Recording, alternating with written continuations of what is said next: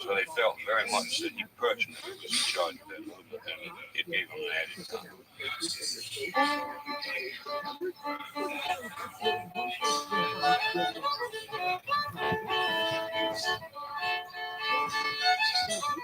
In 3 weeks, Grant's army, cut off from all communication with the outside world, marched 180 miles, fought and won 5 battles at Port Gibson, Raymond, Jackson, Champions Hill, Big Black River, and finally surrounded Vicksburg itself, trapping 31,000 Confederates. On May 19th, Grant tried to take the town by direct assault, but was beaten back.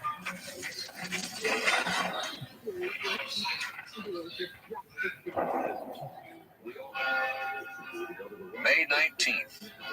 Thanks be to the great ruler of the universe, Vicksburg is still safe. The first great assault has been most successfully repelled. All my fears in reference to taking the place by storm now vanished. Reverend William Lovelace Foster, chaplain, 35th Mississippi Volunteers. Grant settled in for a siege, resolved, he said, to outcamp the enemy. It is such folly, these.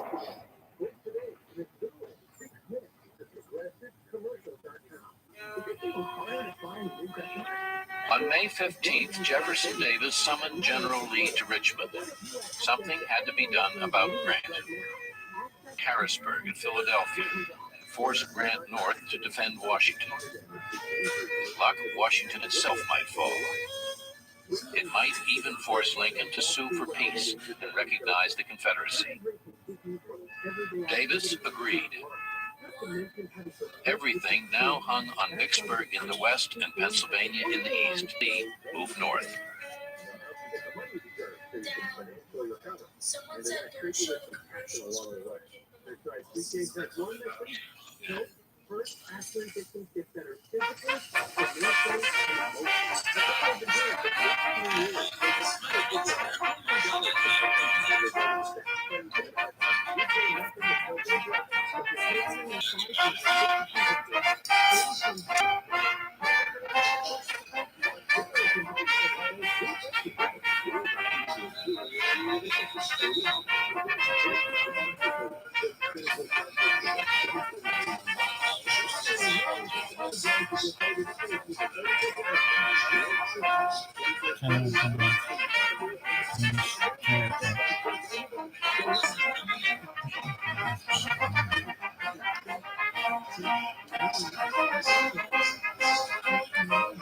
I never thought about a shit properly. Really? Cuckoo?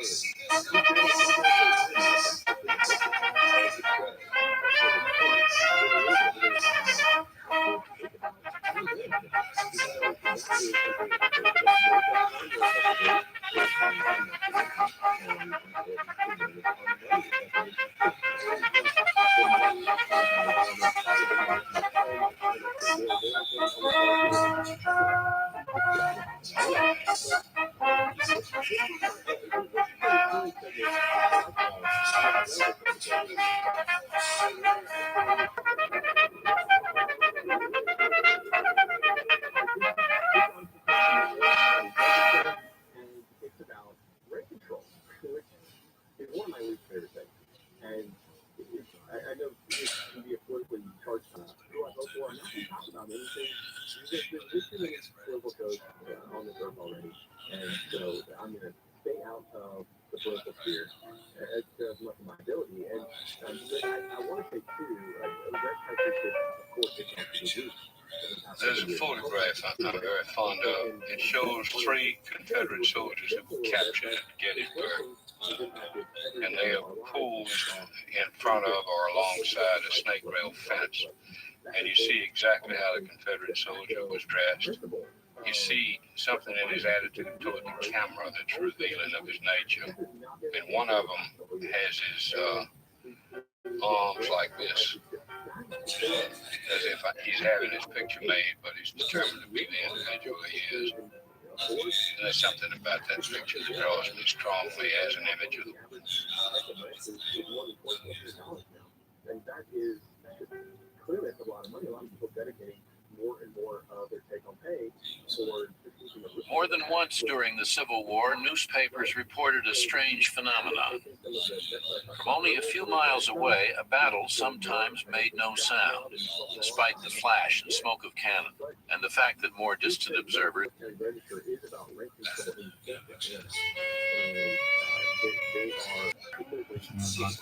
United States won its first naval battle against the Empire of Japan. The Confederates got away. In Paris that year, new paintings by Cézanne, Whistler, and Manet were shown in a special exhibit for outcasts. In Russia, Dostoevsky finished Notes from the Underground. And in London, Karl Marx labored to complete his masterpiece, Das Kapital.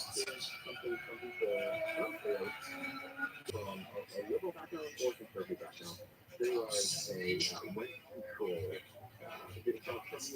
On global markets, there's a rent control survey from Harvard, Yale, Berkeley, Chicago, Princeton, all these wonderful schools, and they were asked about their confidence in the limited ability of rent control as a policy.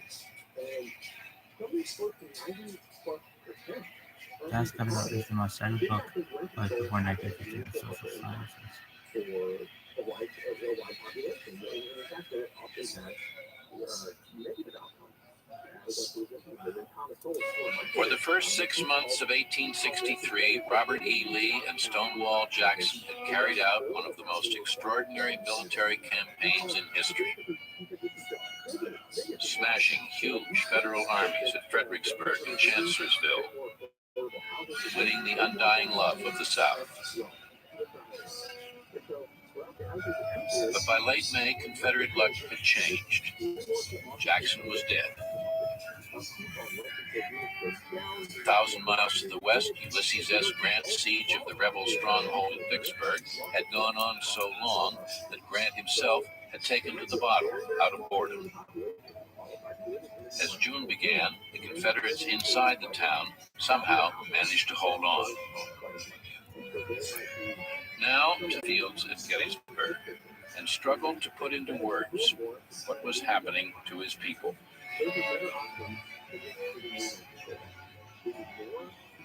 When a black soldier in New Orleans said, shortly, he said in effect that when we count up those who have died, when we survey the carnage, it must be for something higher than union and free navigation of the Mississippi River. During the summer of 1863, a convention of free black people demanded the right for black men to take part in the struggle as soldiers. And their key resolution said, "It is time now for more effective remedies to be thoroughly tried in the shape of warm lead and cold steel, duly administered by 100,000 black doctors."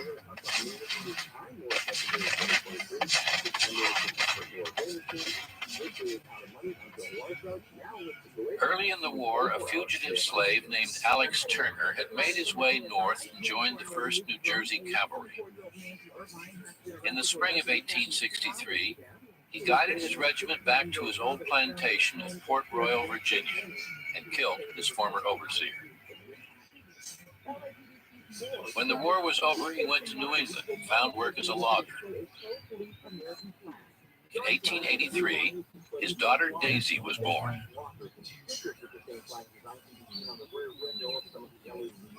Dear Madam, I am a soldier, and my speech is rough and plain. I'm not much used to writing, and I hate to give you pain. But I promised I would do it, and he thought it might be so.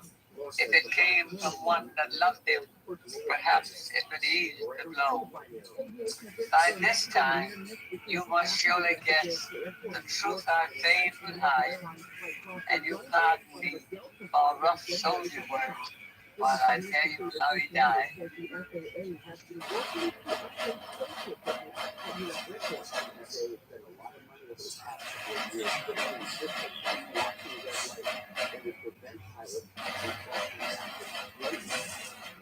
This army has never done such fighting as it will do now. We must conquer a peace. We will show the Yankees this time how we can fight. Private William Christian. Late in May, Lee's army marched toward Pennsylvania. Union troops sent to see what they were up to completely surprised Jeb Stuart and his Confederate cavalry at Brandy Station, Virginia. 21,000 mounted men clashed along the Rappahannock for 12 hours. It was the biggest cavalry engagement in American history, and it was a standoff. But the North had learned the Confederates were on the move. The flamboyant Stuart, embarrassed at having been caught off guard and determined to redeem himself, now took off on another daring ride around the Union Army. With strict orders to stay in close touch with Lee. These 70,000 men were divided into 3 corps. The first was commanded by James Longstreet, Old Pete, whom Lee called My War Horse. The second corps, Stonewall Jackson's old command, was under Richard Baldy Ewell, who had lost a leg at 2nd Manassas. The third was led by A.P. Hill, the new corps commander from Virginia, who had helped stave off disaster at Sharpsburg in 1862. On June 16th, Lee's advance column crossed the Potomac into Maryland. An even larger Union army followed, careful to keep between the Confederates. Blunt and bookish, he was referred to by subordinates as a damned old goggle-eyed snapping turtle. If the Union generals were not sure where Lee was going, Lee had no idea. Guns are magnificent, green fields and everything, and the people watching these Confederates go by. And there was a black body circle in the column, and they stopped, just a halt. People in the house asked him what he thought of this country around here. And he said, this is a beautiful country, but it doesn't come up to home in my eyes. Sent them south into slavery. My friends, a Southern officer asked the frightened inhabitants of one Pennsylvania town, how do you like this way of our coming back into the Union?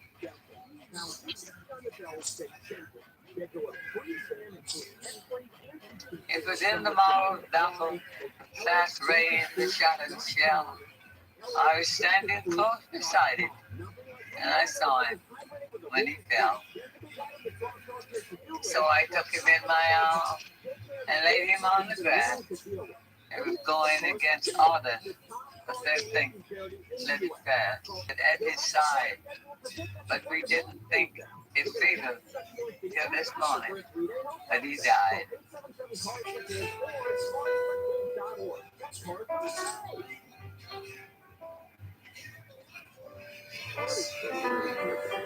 The greatest battle ever fought in the Western Hemisphere began as a clash over shoes. At dawn on July 1st, the Confederate infantry officers near them. The South came in from the north that day, and the North came in from the South.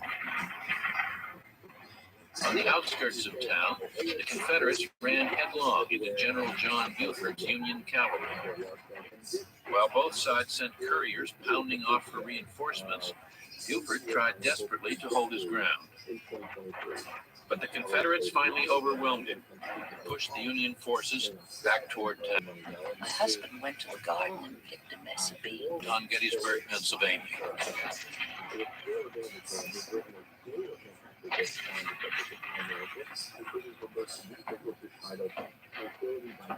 By mid-afternoon, Confederate troops occupied Gettysburg and Union forces had been driven back south of the town. There, Major General Winfield Scott Hancock managed to rally the fleeing troops into defensive positions on Culp's Hill in Cemetery Ridge. A sign near the cemetery's gateway read, "All persons found using firearms in these grounds will be prosecuted with the utmost rigor of the law."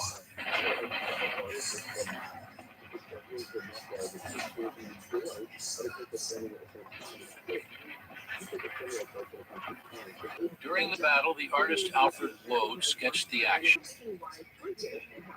Lee arrived in the middle of the afternoon, set up headquarters, and urged Ewell to renew the attack before nightfall. Ewell chose not to. His men needed rest. By the end of the day, the Union Army held the high ground.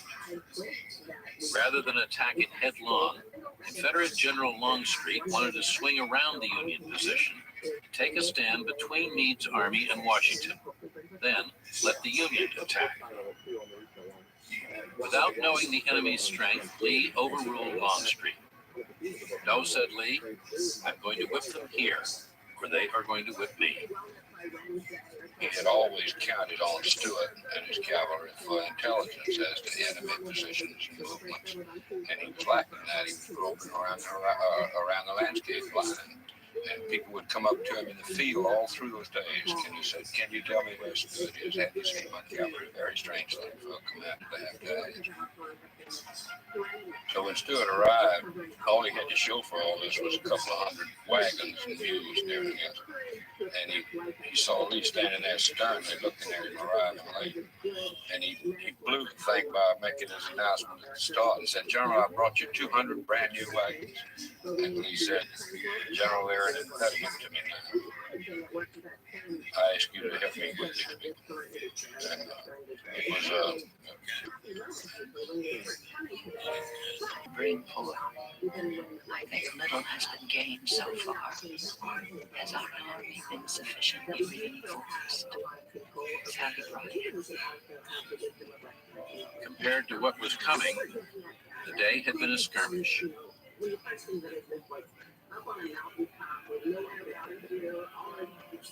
My dear son Albert, I received your affectionate letter yesterday, and I assure you, my dear son, it gives me great relief of mind to hear that you and your dear brothers are still in the land of the living. I had not heard one word from you since Barlow Rogers returned home. May God bless you, my dear Albert. Your devoted father, Thomas Batchelor.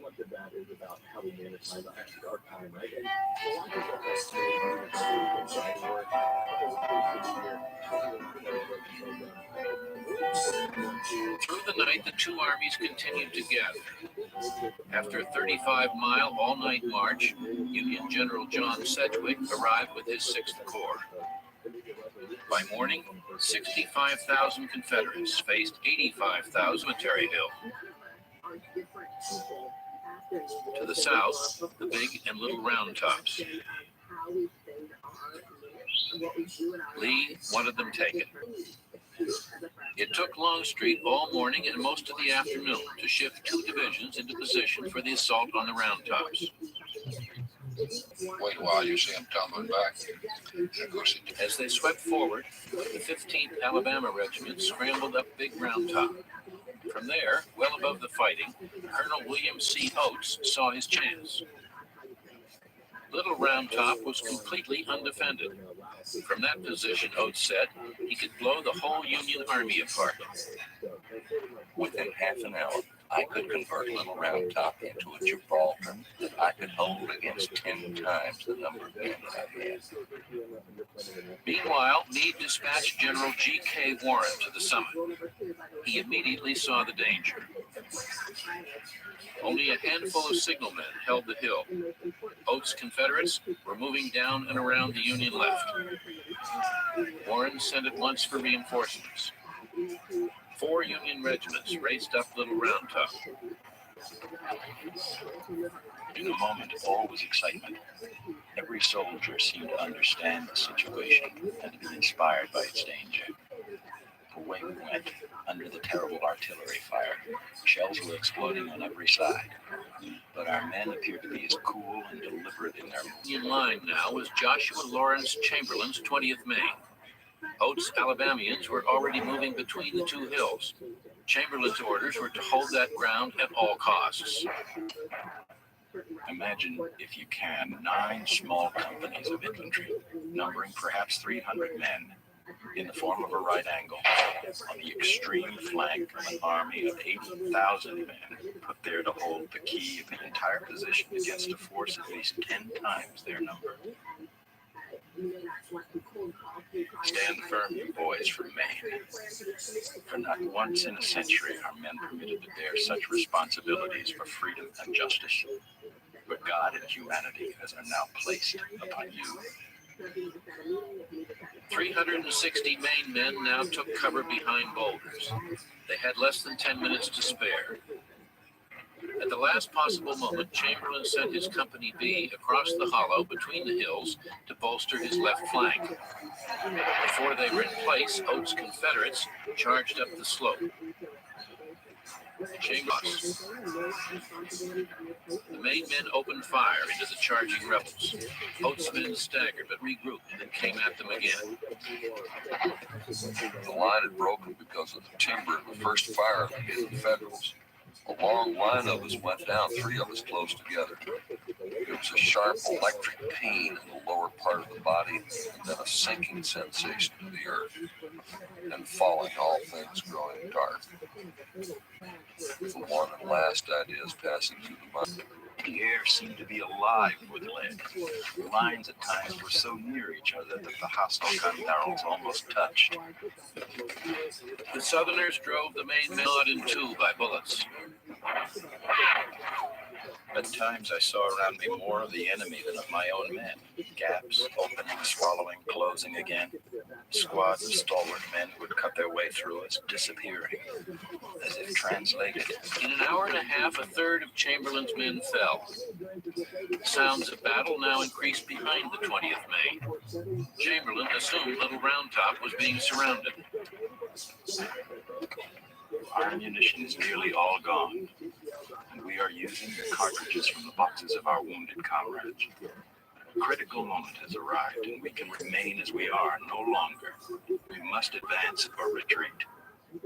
It must not be the latter. But how can it be the former? Chamberlain's only choice was to attack, and now he conjured up an unlikely textbook maneuver.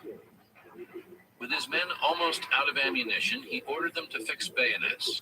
Then, while the right of his line held straight, he had his left plunge down the hillside, all the while wheeling to the right, like a great gate upon a post, an eyewitness said. The Confederates were taken completely by surprise.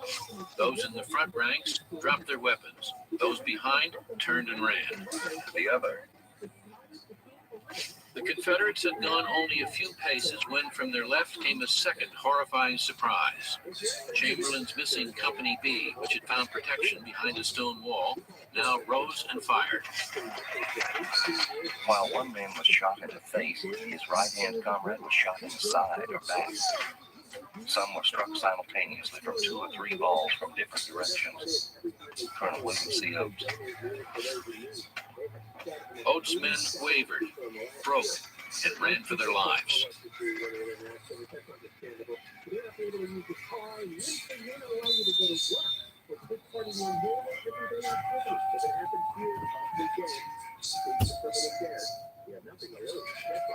My dead and wounded were then nearly as great in number as those still on duty. They literally covered. Cumberland's scanty force captured 400 Confederates. Little Round Top held.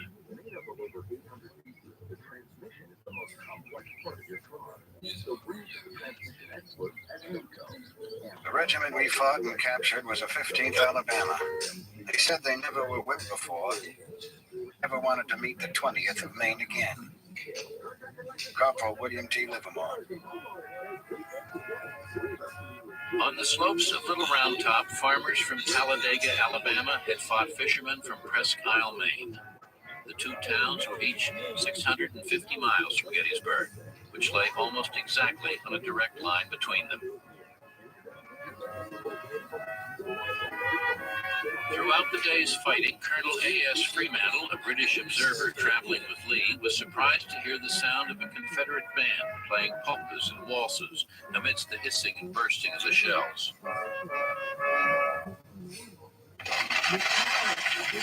But far out in front of the Union lines, General Sickles and his men were in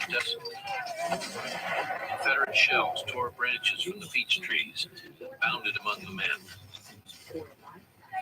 The hoarse and indistinguishable orders of commanding officers, the screaming and bursting of shells, canister and shrapnel as they tore through the struggling masses of humanity, the death screams of wounded animals, the groans of their human companions, wounded and dying and trampling underfoot by hurrying batteries, riderless horses in the moving lines of battle.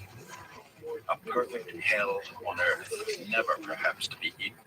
Certainly not to be surpassed, nor ever to be forgotten in a man's lifetime. It has never been effaced from my memory, day or night, for 50 years. Private Robert H. Carter, 22nd Massachusetts. The balls were whizzing so thick, a Texan remembered, it looked like a man could hold out a hand.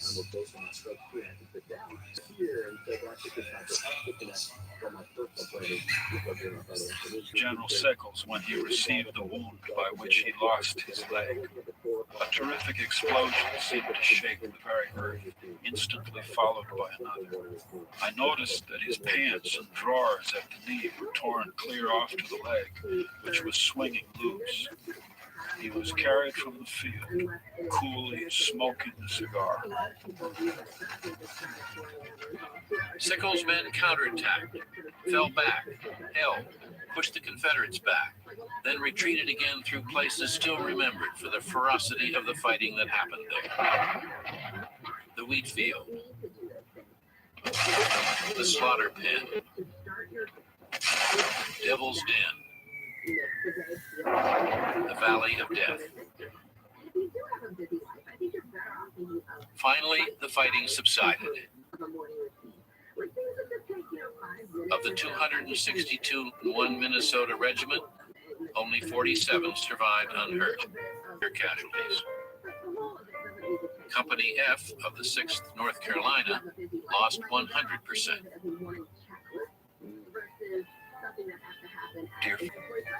I had no one to help me bear in from the field. I then called a captain of another company to assist me, and we bore Albert 600 yards through a dense swamp, all bleeding and sore with pain, before we could find any of the ambulance corps to bear him off to the hospital. Dropping a tear of grief upon his bleeding face, I wanted so to live. I seemed so young to go. Last week I passed my birthday. I was just 19 to die. But now I pray to God for grace, and all my cares gone by. And hear his voice grew weaker, and he calmly raised his head and whispered, "Goodbye, Mother, and your soldier boy is dead." Some think the rebels were defeated, as there's been no boasting as on yesterday, and they look uneasy and by no means exultant. I fear we are too hopeful. We shall see tomorrow. Sally brought in. As the sun set, the Union left and right still held. Lee was sure an all-out Confederate attack on the center the next day would work. When the second day's battle was over, General James Longstreet. The first day's fighting was so encouraging. And the second day's fighting, he came within an inch of doing it. And by that time, Longstreet said Lee's blood was up. And Longstreet said when his blood was up, there was no stopping him. Longstreet tried to stop him. And Lee said, no, he's there. I mean, in the end, you're not going to strike. General Longstreet, I think, had good reasons to worry about attacking the Union position at Gettysburg. After all, it was his corps at Fredericksburg that mowed down the Union troops in front of the stone wall. He could realize what the rifle musket could do, held in the hands of determined troops. Next day was Pickett's charge. Since we're slow, I started on my side work, filling 2 rounds of 4 ounce rifles. Lee, by the summer of 1863, had come to believe that he was invincible, and so was the Army of Northern Virginia. The record would almost invite that when you see how they had pummeled one Union general after another and had defeated, or at least fought to a draw, the Army of the Potomac almost in every battle up to that point. And Lee really did have his men, and it was his men. The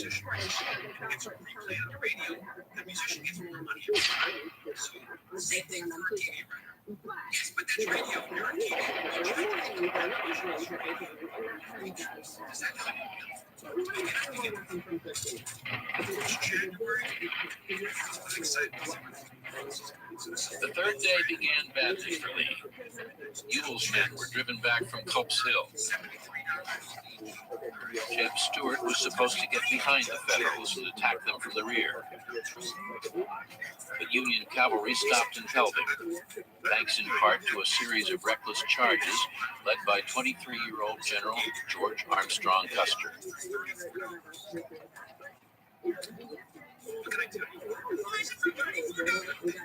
Everything now depended on Longstreet's attack on the Union center on Cemetery Ridge. Meade saw it coming and was ready for it. The man Lee chose to lead the assault was dashing, perfumed General George E. Pickett, who had never before taken his division into combat.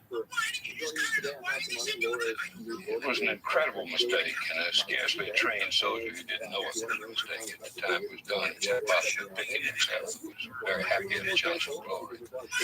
But every man who looked out over that field, whether it's a sergeant or a lieutenant general, saw that it was a desperate endeavor. And I'm sure knew that it should not have been made.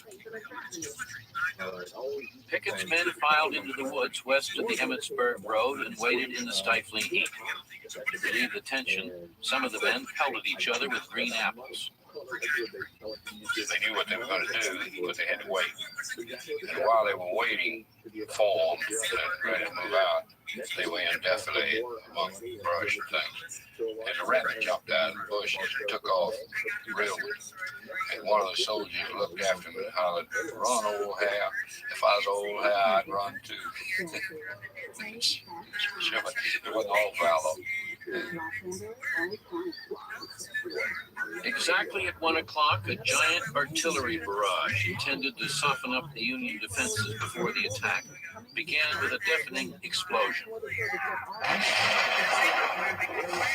Meade had just left his commanders finishing their lunch. As an orderly served them butter, a shell tore the men in two.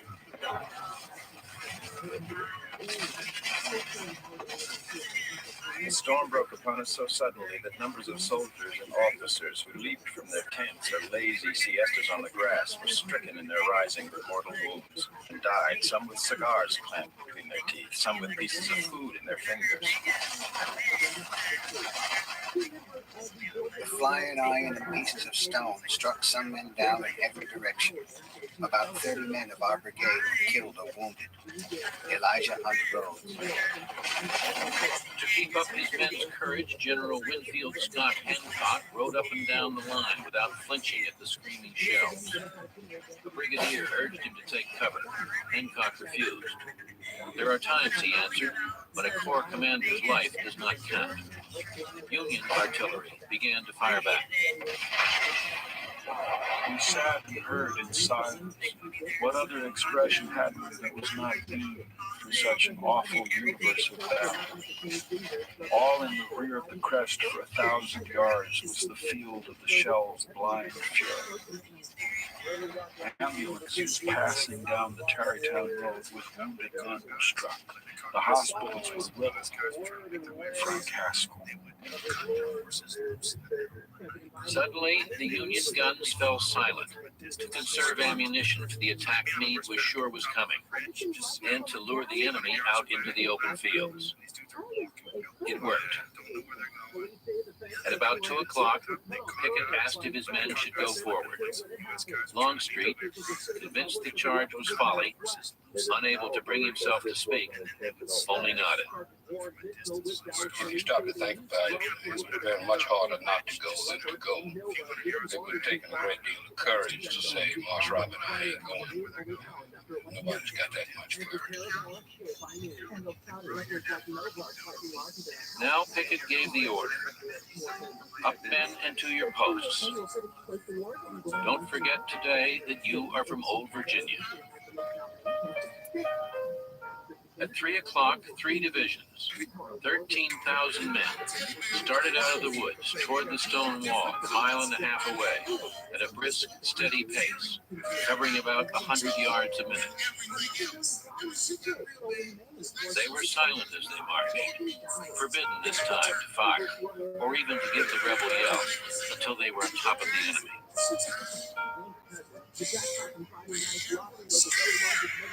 More than half a mile their front extends, man touching man, rank pressing rank.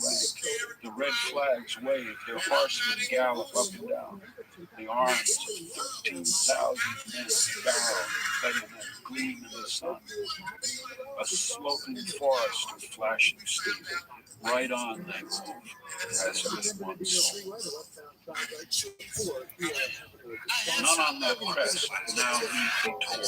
The enemy is advancing. Every eye could see his legions, an overwhelming, resistless tide, an ocean of armed men sweeping upon us.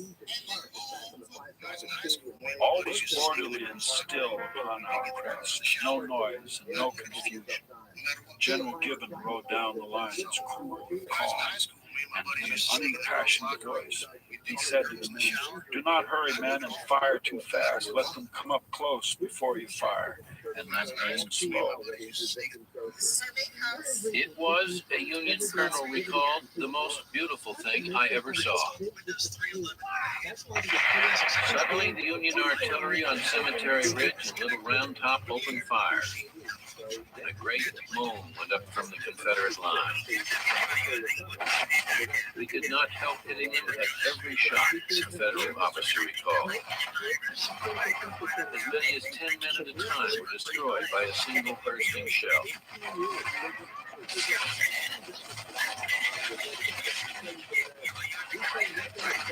A Confederate lieutenant cried out to his men, "Home, boys, home.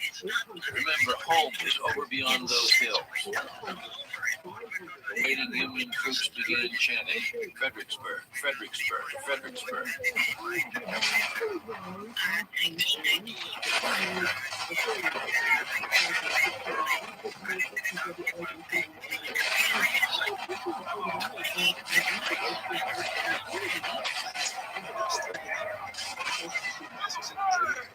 When the first Southerners came within 200 yards, Union General Alexander Hayes told his men to fire. 11 cannon and 1,700 muskets went off at once. The entire regiment disappeared. The rebel lines were at once enveloped in a dense cloud of dust. Arms, heads, blankets, guns, and knapsacks were tossed into the clear air.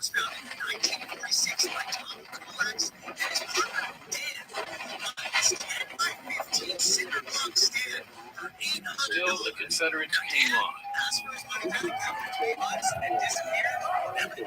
They reached the Union line at one place only.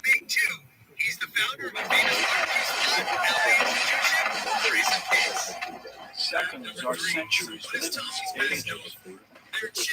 Men fire into each other's faces, not 5 feet apart. There are bayonet thrusts, saber strokes, pistol shots. Men going down on their hands and knees, spinning around like top heaps of dead men.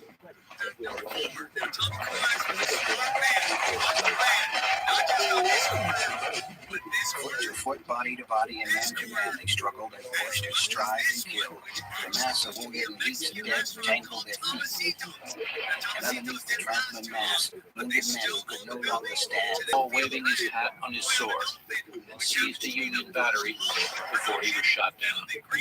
Which is where Tommy Kulak is family's from. Until the 1960s, when a Cessna was trying to make an emergency charge had failed. Boulevard, but it clipped the building. Lee's army would never again penetrate so far into northern. Those are 6 facts you need to know about Tommy. As here's one more. People ask why they haven't expanded. Cheer after cheer rose from the front of the Whisper save franchise. As the rebels staggered back, Lee rode out to meet them. All this has been my fault, he told them. Probably he walked out into the field, met the men retreating, and said, "It is all my fault." And he told them that. He wrote to them.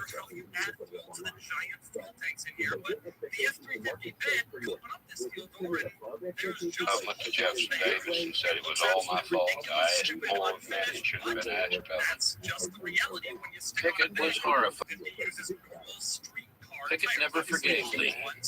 Years later, he said, "That old man had my division slaughtered." So if you actually look at the wheel well, you'll see the top of the tire fits into the bottom of the wheel well, but if it went any higher, it would cut off the tire and it wouldn't actually be able to turn. And so, for the first time in the entire history of one of my reviews, I can confidently say that this Price is paid for having RUD. since it doesn't really have That was the mistake he made, the mistake of all mistakes. and then we move on to a serious problem with the bed, and that would be its usefulness. What do you need a pickup truck bed to put stuff in? 6,500 men had fallen or been captured, half of those who marched out of the woods. All 15 regimental commanders had been hit. So had 16 of 17 field officers, 3 brigadier generals, and 8 colonels. And you can't even put anything back here in order to drive it anywhere because nobody can get into this bed. That is probably the Every one of the University Greys, a company made up of students from the University of Mississippi, had been killed or wounded. But anyway, speaking of the bed, if you want to actually be able to get some Gettysburg, Longstreet said, had been ground. Almost a third of those engaged, 51,000 men, were lost. I'm going to start with the mud flaps. This thing has such a massive The North, the South, 28,000. which means it has a The 2,400 inhabitants of Gettysburg now had 10 times that number of dead and wounded men to care for. Wounded men were brought into our houses and laid side by side in our halls and first-story rooms. Carpets were so saturated with blood as to be unfit for further use. Walls were blood-stained, as well as books. Summer downpour washed the blood from the grass. Pelted the wounded who rode in a wagon train that stretched 17 miles.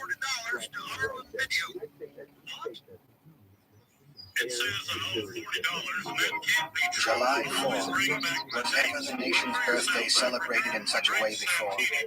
I wonder what the South thinks of us Yankees now. I think Gettysburg will cure the rebels of the army. Another opportunity to destroy the Army of Northern Virginia was lost. Once again, Lincoln was furious. Meanwhile, Robert E. Lee wrote Jefferson Davis offering to resign.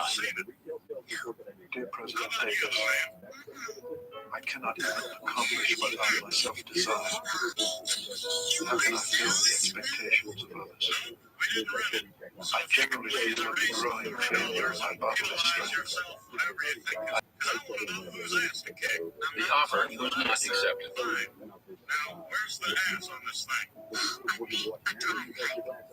William Faulkner was always in his brief to imagine it being 1 o'clock on an early July day in 1863. The consulate troops were lined up, the flag was already out of their cases and ready to be in the world. But to go back to the time before the war was going to be lost, and he can always have that moment. Myself, I have to agree, I barely read the things. Through his infinite kindness and mercy, I am permitted to inform you that I have recovered. I was wounded in 2 places. First, through the hip. Second, the ball entered the inner corner of my left eye and came out at the lower tip of my right ear. Both are doing fine and healed up. Write to me. I may get the letter. Your devoted son, Albert Batchelor. Gettysburg.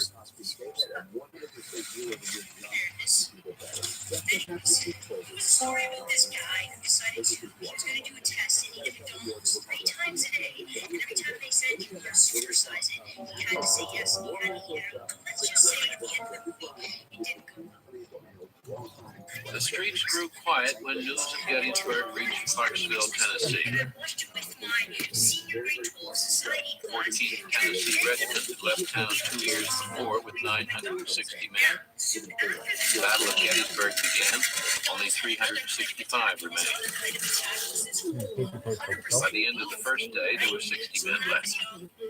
By the end of the battle, the only range was on July 26, 1863, Sam Houston, first president of the Republic of Texas, unshakable supporter of the American Union, died at Huntsville, Texas. I ask of him who build us up and pulleth down nations to unite us. I wish, if this union must be dissolved, that its ruins be the monument of my grave.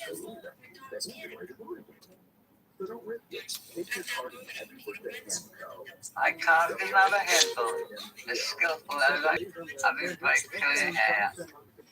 I sent you back your Bible the night before he died.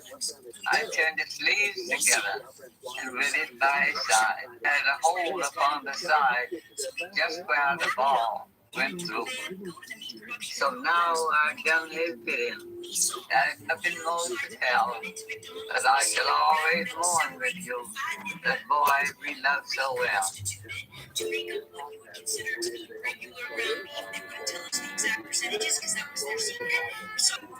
Our hired man left to us just as corn planting commenced, so I shouldered my hoe and have worked out ever since. I guess my... No conflict in history, the journalist wrote, was so much a woman's war as the Civil War. North and South, women looked for ways to help. In the North, citizens formed the Sanitary Commission spread of disease in the Army. The disease rate was cut in half. Sanitary commissioners prowled the camps demanding they be cleaned up. Reforming prominent men ran the Sanitary Commission. It was like being in the stand of the Los Angeles Raiders game. I was surrounded by pimps, strippers, and It was like being in the stand of the Los Angeles Raiders game. Commission, New York lawyer George Templeton Strong was its treasurer. But hundreds of thousands of women in 7,000 local chapters all over the North did the work.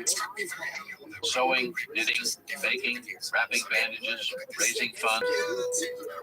If this war developed some of the most brutal, bestial, and devilish qualities lurking in the human race, it has also shown us how much of the angel there is in the best men. Mary Livermore. Mary Livermore, a Chicago minister's wife, organized Midwestern volunteers into 3,000 chapters in Pittsburgh. Clara Barton's boots are for the men. In a letter, this is life. George Templeton Strong's wife, Ellie, went south to serve on a hospital ship too.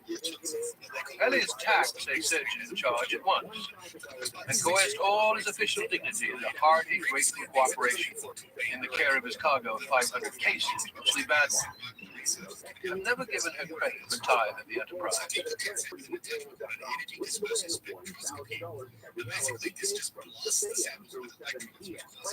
Discretion, force of character, she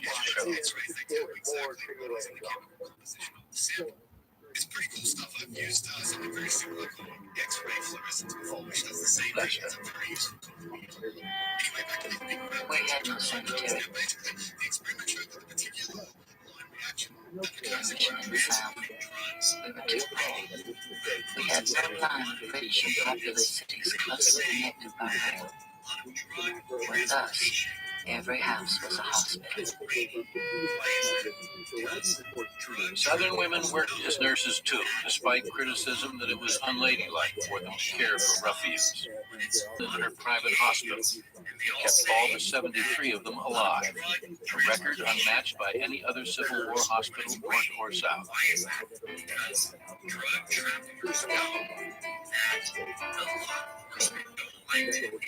Mary Ann Bickerdike, a Quaker widow and sanitary commission agent, traveled with the Union Army through 4 years and 19 battles.